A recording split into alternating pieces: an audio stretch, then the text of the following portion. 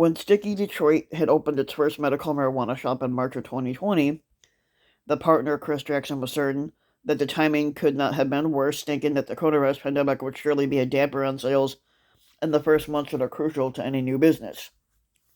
Basically, he said, we put a lot of work and time into building it from the ground up. This is what Jackson had told The Hill, and we were really excited to be in Detroit.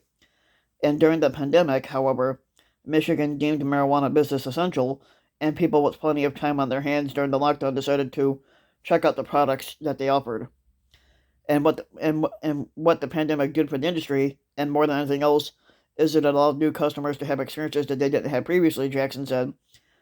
The perfect storm of people having more time and wanting to have more experiences in consuming, whether it was for mental issue, health issue, etc. The perfect storm allowed for that positive trend to continue across the states and across cities.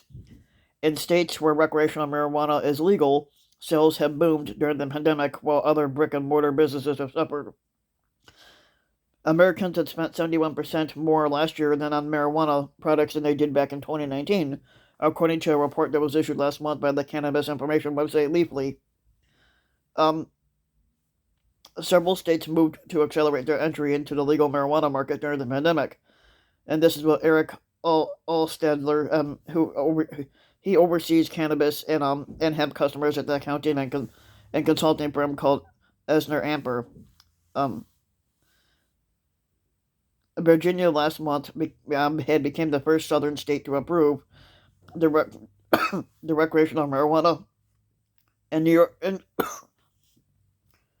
York is moving to pass its own version of a recreational regime. Recreational marijuana is only legal in 15 states, and so recreational marijuana is legal in 15 states, and the District of Columbia. Medical marijuana is legal in only 34 of the 50 states. And just as restaurants have been buoyed by the relaxed regulations on takeout alcohol, Stadter had said that marijuana businesses have turned to delivery and pickup services during the pandemic. Consumers have looked at that as a commodity, and I think that they expect to have that going forward. So I think that's going to be one of the big changes. He said. He said that the recent boon to sales has given companies the opportunity to achieve profitability if they have struggled in the past in the ability to explore other cannabis products to sell as more consumers turn to the market. Companies could begin to offer more edibles and marijuana-infused beverages, Stadter said, in addition to the more traditional items.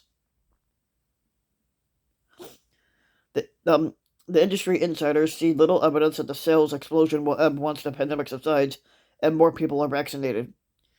We're at an unprecedented time in terms of both support and momentum for both the federal and state cannabis policy reforms, and Morgan Fox, who's a spokesperson for the National Cannabis Industry Association and the Marijuana Industry Trade Group. Though Morgan Fox said consumers have flocked to the regulated market instead of the illegal sales as a personal safety measure during the pandemic, which he said would be a broader trend that continues long term. People that were already cannabis consumers wanted to know exactly where their cannabis products were coming from, and they wanted to make sure that they can get it in a safe environment. Opposition to legal marijuana for recreational purposes remains bipartisan, even as the vast majority of Americans say that they favor legalizing recreational marijuana. But a younger generation of Republican politicians are less likely to oppose the nation's drug laws as the war on drugs generations that are the war on drug generation that came of age in the 1980s and 1990s retires.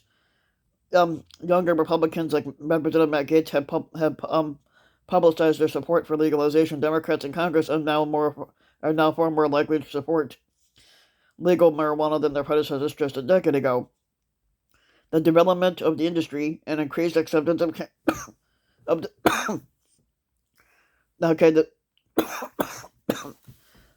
the development of the industry and increased acceptance of cannabis use that was fueled by the pandemic could improve the social inequality that facing people of color. said Nick Kovacevic, who's the chief executive of the Kushco Holdings, and they sell marijuana-related products. People of color are significantly more likely to be arrested after marijuana use, despite using it as a similar rate as the white people. And we can get people out of prison, Kovacic said, but we can get people's lives back on track too.